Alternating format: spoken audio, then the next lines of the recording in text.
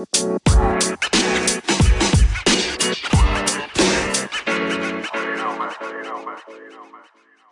everyone, welcome back to My Nerdy Universe. We are going to be talking about The Flash, and it's just going to be me on today. So I'm going to first go over a little disclaimer about Ezra Miller's actions and just explain that, I don't think what he did was right. I don't think anyone should, and I just want to state firmly that I will be separating the character from the actor. And the reason I want to make that clear is I don't want to support this actor in any way. I'm honestly surprised that this movie got as far as it did because I know there was a lot of, mixed feelings and stuff like that that the movie was even going to continue, but it did. And I think what we got was all right. Me as a Flash fan, I don't think it was bad, but I also don't think it is what people were saying, which was that it was the greatest comic book movie of all time. I've heard some thoughts that that was kind of a ploy to get people to see the movie, like hype it up so much that they have no choice to see it. But that is not what I'm going to be talking about. I'm going to be talking about the movie as a whole, the core, and everything like that. And how I want to start doing that is by talking about the cast. So we have Ezra Miller as Barry Allen slash The Flash. We have Ben Affleck as Bruce Wayne slash Batman.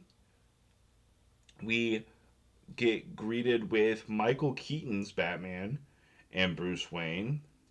Sasha Calle's Supergirl slash Kara Zor-El. Kierce Clemens Iris West, which we saw in the Justice League. I think that was the last time we saw her. And I don't know if that was an official scene, I can't remember, or if that was a deleted scene that we never kind of saw. We have Michael Shannon as Zod. And that's pretty much the main six cast members that we see throughout the movie for the most amount of time.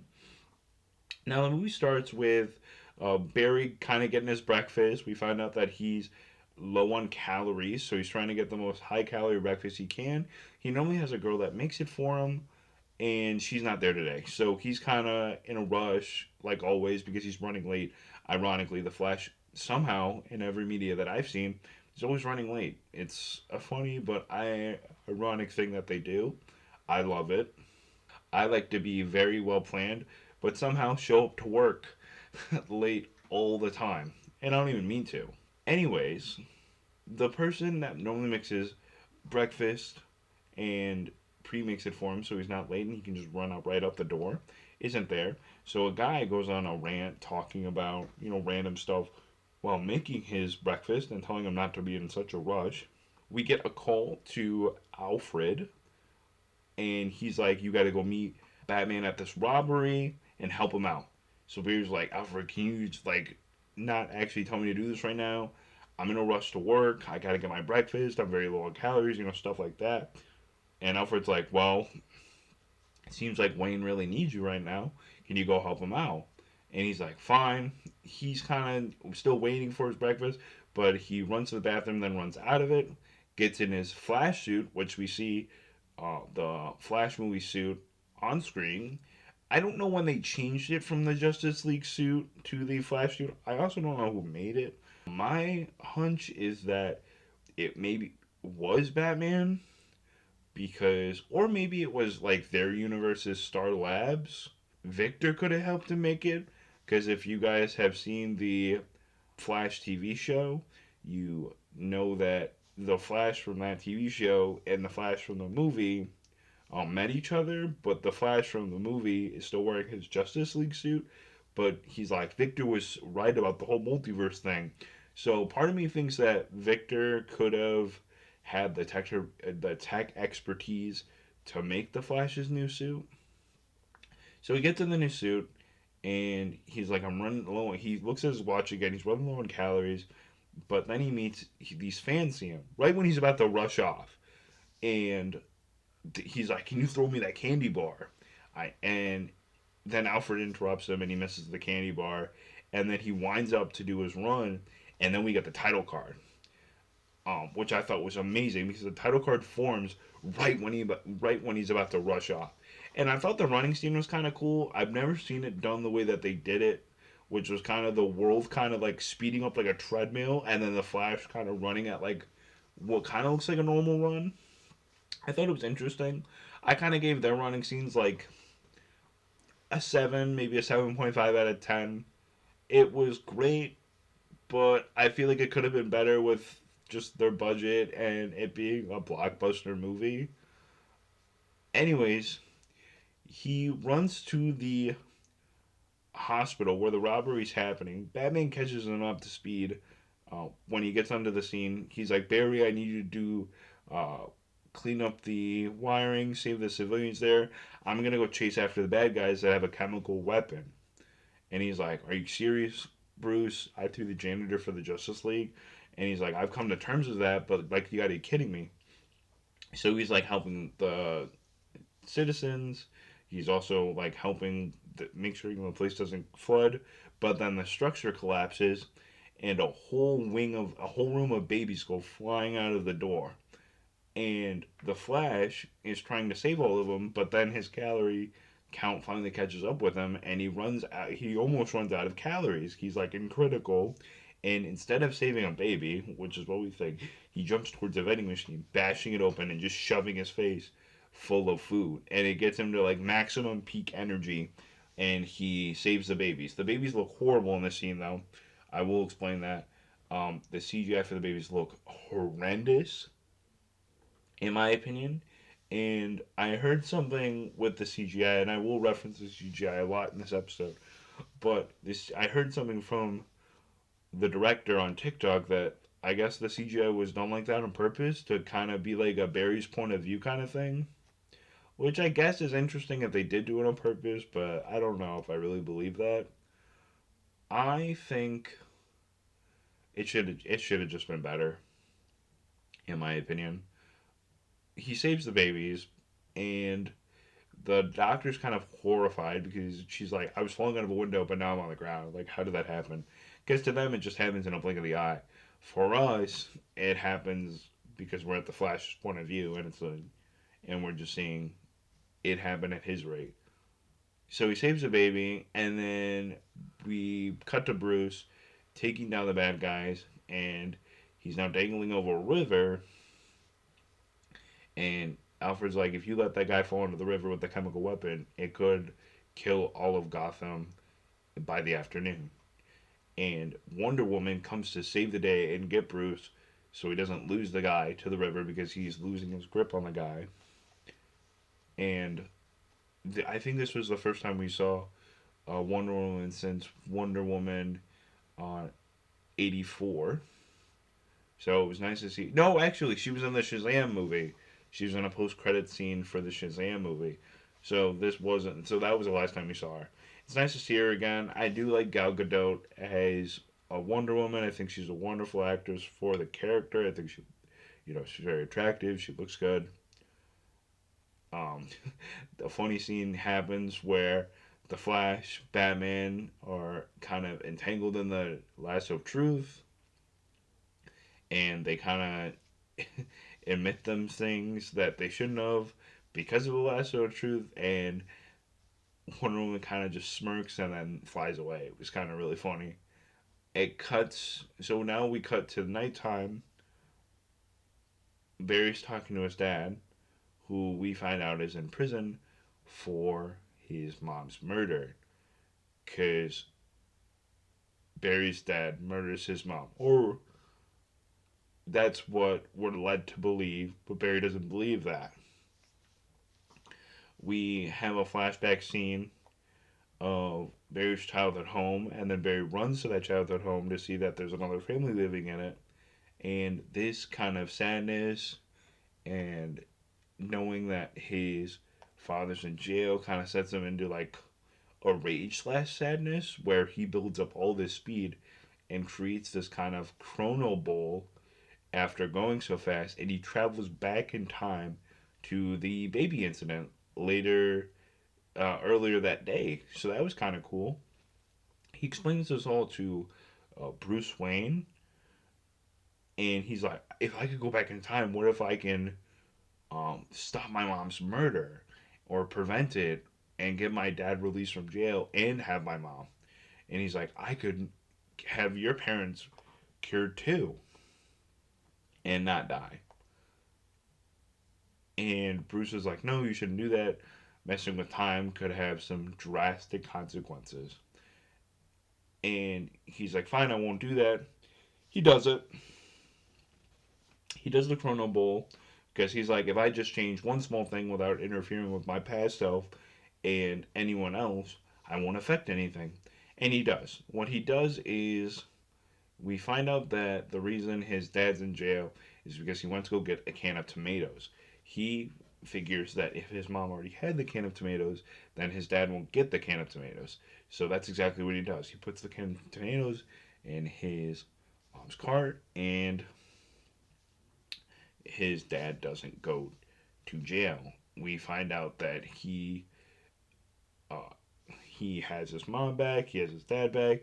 He's going back to the present until what I thought at the time was like a time wraith from the um, Flash TV show, but is actually Dark Flash pushes him out of the Chrono Bowl into his 18th year.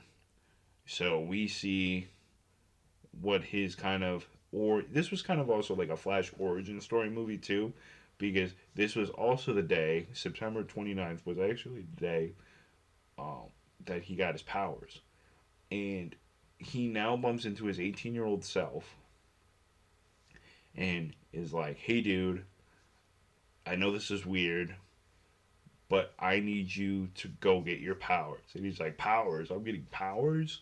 And he gets powers, and they have to break into Central City crime labs to get into the forensics labs so Barry can get struck by lightning and get his powers.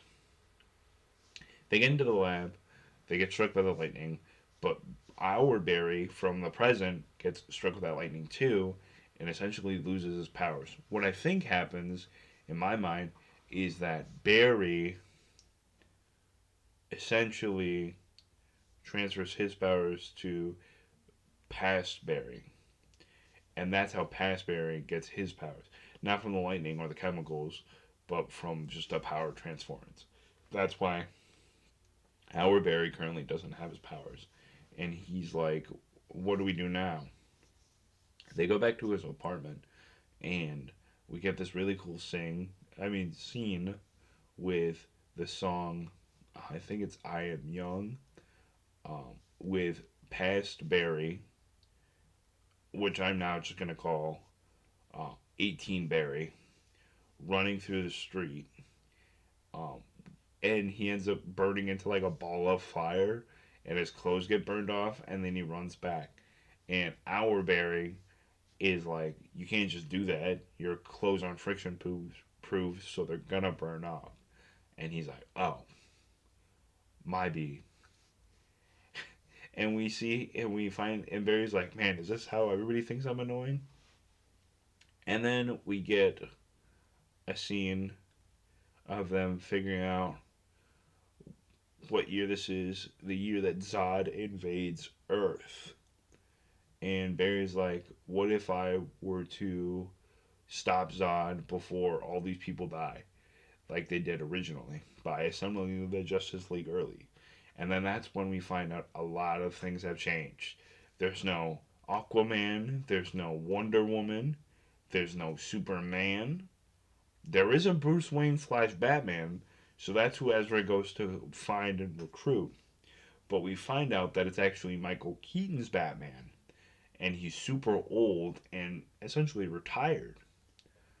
And Barry's like, oh, dude, we're screwed. Barry's like, but what if I can find Clark? And he ends up finding out that an alien crashed in Russia and essentially got abducted by the Russians. And what we don't know is if that's Clark or maybe a different Kryptonian or something like that. So Barry goes with Bruce to go get this Kryptonian from from the Russians, and we get this cool scene where Batman takes down all these Russian guards like flawlessly. It was incredible. And we rescue Supergirl because it's not Clark, it's a girl Kryptonian, and her suit's incredible. When they get out, Kara absorbs the sun and takes out so many Russian guards in like a fell swoop in this like giant combat battle where Batman's fighting and Supergirl's fighting, and our Flash isn't doing anything because he doesn't have powers, but 19-year-old, I mean 18-year-old Flash is doing so much, or at least doing his best to try to help. But I like it how it was kind of like a Superman and Batman fight a bunch of Russians together, and it was kind of cool. It was a very slow mo kind of scene. It really looked really cool. Um, and then we cut back to Bruce's mansion, and Kara's like, "Why did you save me?" And Bear's like, "We need to go fight Zod to save this world and save these people." And she's like, "Why would I save humans if they're the ones that locked me up there?" And Perry's like, "Well, I don't know," and doesn't convince her in any way, which I think is stupid because if your planet's about to die, what should you do? So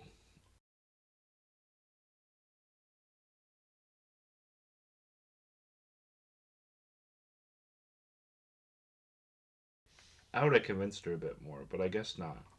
And this is what kind of makes me frustrated is that our Barry cares so much about, saving this world because it's the world his mom is in, that he is too blind to see that it was doomed to fail from the start.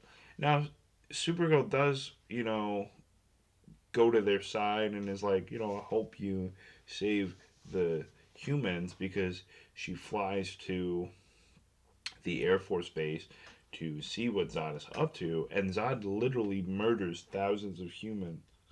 And Bear's like, yeah, that's what they came to do, conquer our planet and take it for their own.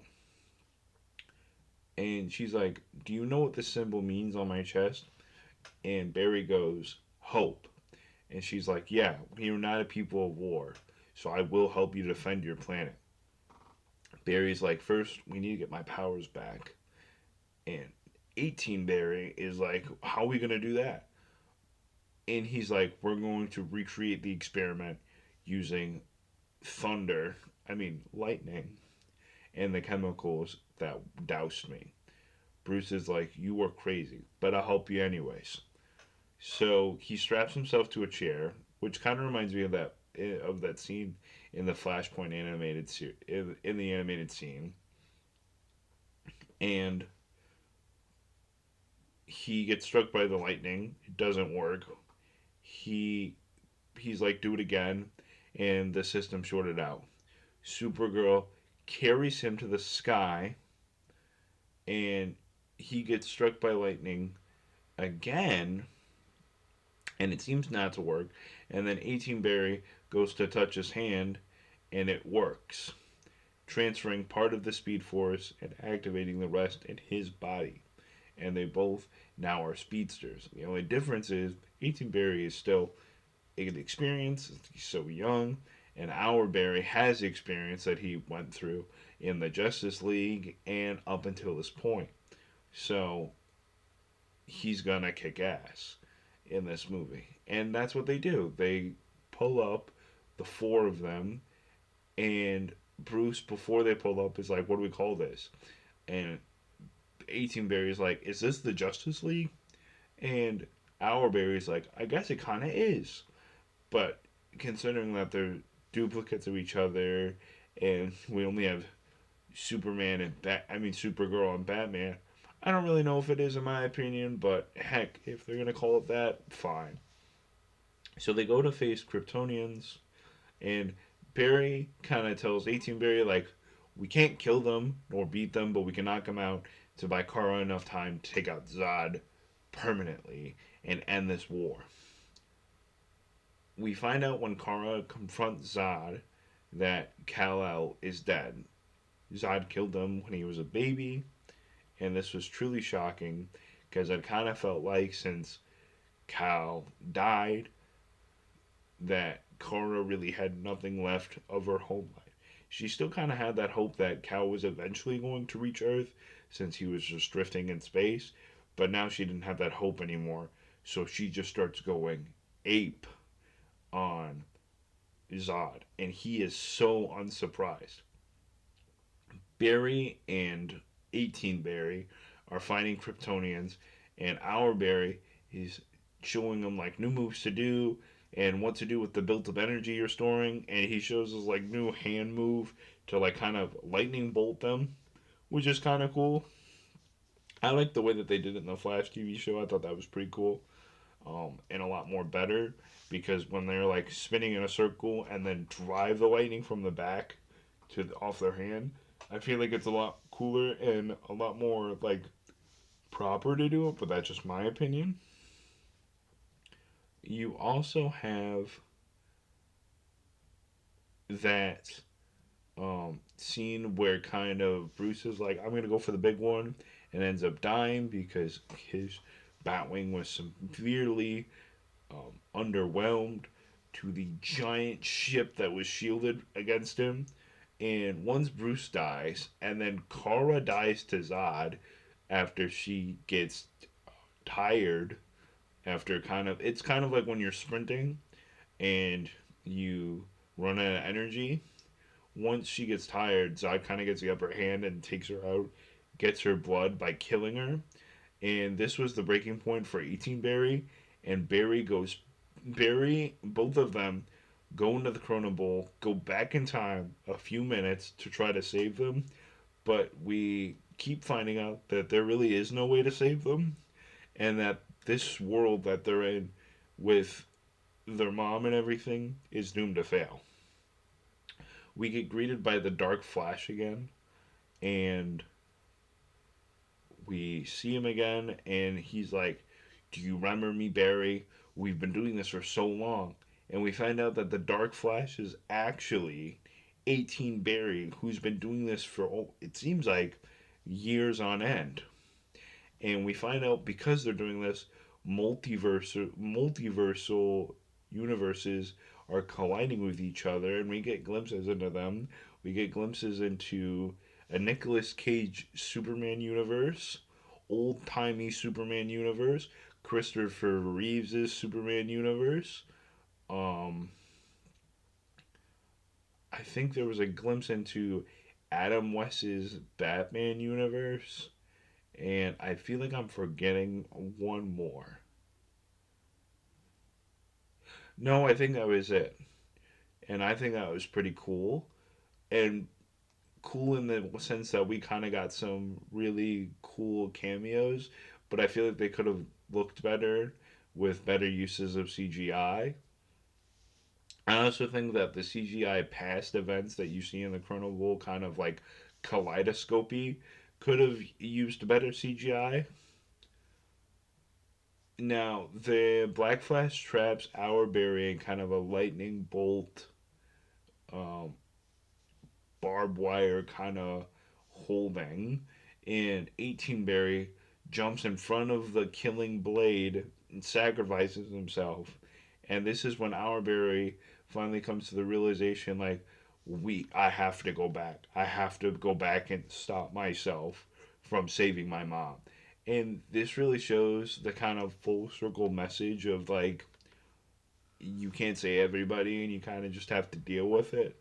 And the bond between him and his mom, and I'm not going to go in full spoiler mode because I feel like you should experience this, is just so heart wrenching in this movie. So he goes back, and with 18 Barry dying, Dark Flash isn't created. So now that Dark Flash is gone, our Barry can go fully back in time, stop himself from saving his mom, giving a kind of lasting moment that he gets to meet his mom one more time before he goes back. He goes back, resets the timeline to how it was, goes to his dad's trial, and we find out this kind of cool glimpse of a few things, and we figure out that Barry altered some security footage that Bruce had to make it so his dad looked up, becoming his dad's alibi to his mom's murder, so now his dad is free.